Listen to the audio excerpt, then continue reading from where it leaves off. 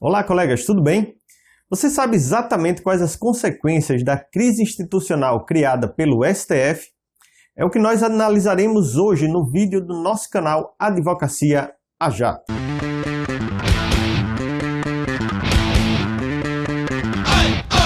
Pois é, o Supremo Tribunal Federal está de novo causando muita discussão nas redes sociais e na sociedade em geral, por ter aberto um inquérito para a investigação de críticas que foram direcionadas ao tribunal e aos seus membros.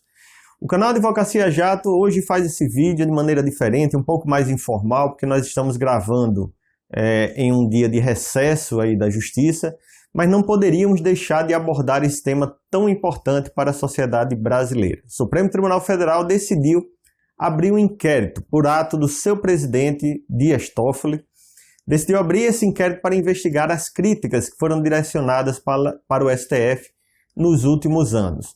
É importante, primeiro, a gente entender se o Supremo Tribunal Federal realmente pode abrir um inquérito. A gente sabe que, no direito, o inquérito ele é presidido pela polícia, né? por as entidades responsáveis pela investigação. Não é natural que o Supremo Tribunal Federal ele titularize aí uma investigação que ocorre aí dentro do inquérito. Portanto, vamos entender, o Supremo Tribunal Federal realmente pode abrir um inquérito para apurar essas irregularidades, alguma infração penal cometida contra o tribunal ou contra os seus membros? Pois bem, o inquérito aberto pelo Dias Toffoli teve por base o regimento interno do Supremo Tribunal Federal, que garante a abertura de inquérito para apurar qualquer ato contrário, aí, qualquer ato danoso, desde que seja infração penal, cometida contra os ministros do Supremo Tribunal Federal.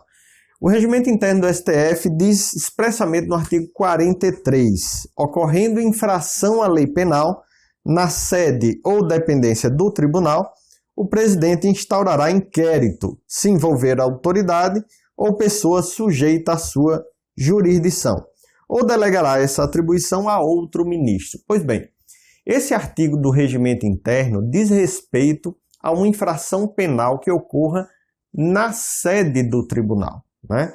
Houve aí uma interpretação muito ampliativa por parte do presidente para entender que ofensas dirigidas a ministros nas redes sociais autorizaria aí a abertura dessa espécie de inquérito. Portanto, o inquérito do ministro Dias Toffoli, a meu ver, ele precisa de uma interpretação muito ampliativa.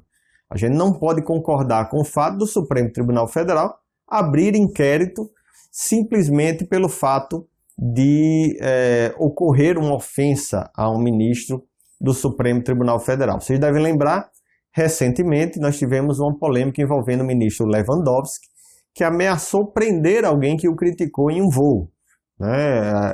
Aquela medida foi criticada aqui no canal, foi criticada por diversos juristas que disseram que o ministro do Supremo Tribunal Federal não pode abusar da autoridade dessa forma, né? Da mesma forma, não se pode querer controlar as críticas nas redes sociais através de um inquérito capitaneado pelo Supremo Tribunal Federal. Se o ministro se sentir realmente ofendido, ele procure os meios legais para isso.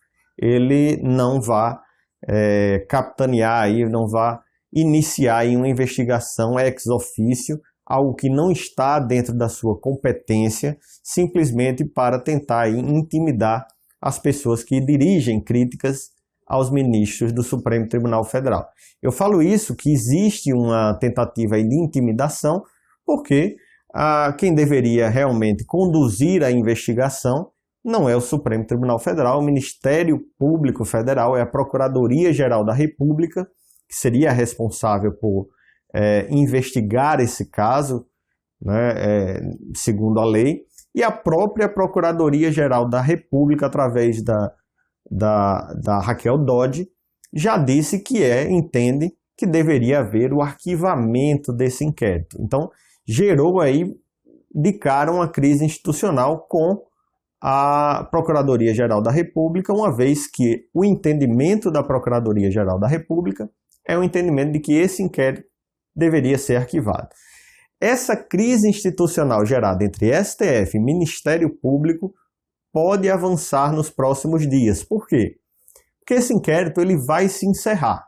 Em determinado momento as investigações vão acabar e quem vai oferecer a denúncia acerca de alguma infração penal que seja apurada, né? Quem oferece a denúncia, e aí o Supremo Tribunal Federal não pode oferecer essa denúncia, não existe regramento legal, não existe autorização legal para o Supremo Tribunal Federal oferecer a denúncia. Então, quem deverá oferecer essa denúncia é o Ministério Público Federal.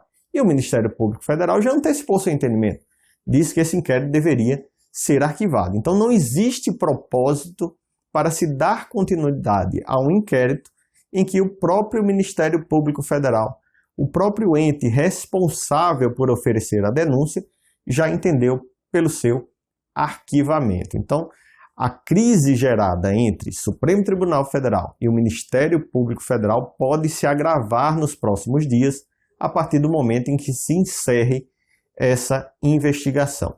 Um outro fato também criou aí um mal-estar ou uma crise entre o Supremo Tribunal Federal e a imprensa brasileira, foi o fato de, dentro desse inquérito, o ministro Alexandre de Moraes decidir tomar uma medida cautelar de censura a 2 órgãos de imprensa, a revista Cruzoé e ao site Antagonista.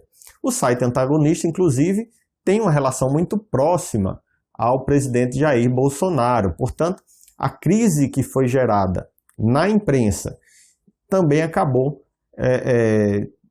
tendo repercussão aí na relação com o presidente da República.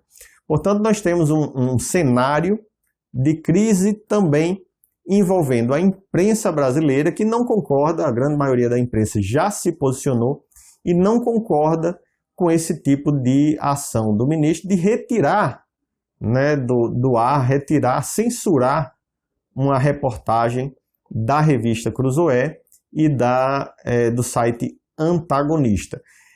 Curioso é que essa reportagem não se tratava, segundo a própria revista, de uma fake news, mas de um fato, né, que foi provocado aí por um depoimento do Marcelo Odebrecht. O Marcelo Odebrecht identificou na sua planilha, naquela planilha de propina, o nome aí do presidente Dias Toffoli. Então, retirar do ar, censurar a menção ao ministro Dias Toffoli, a gente até entende se houvesse realmente uma fake news, mas simplesmente o que esse órgão de imprensa, que a revista Cruzoé apontou, foi que existiu um depoimento, e de fato existiu um depoimento do Marcelo Odebrecht, e que na planilha ali existia a indicação do nome do presidente Dias Toffoli. Portanto, foi uma semana de muita movimentação, de muita polêmica, e essa movimentação do Supremo Tribunal Federal teve uma reação.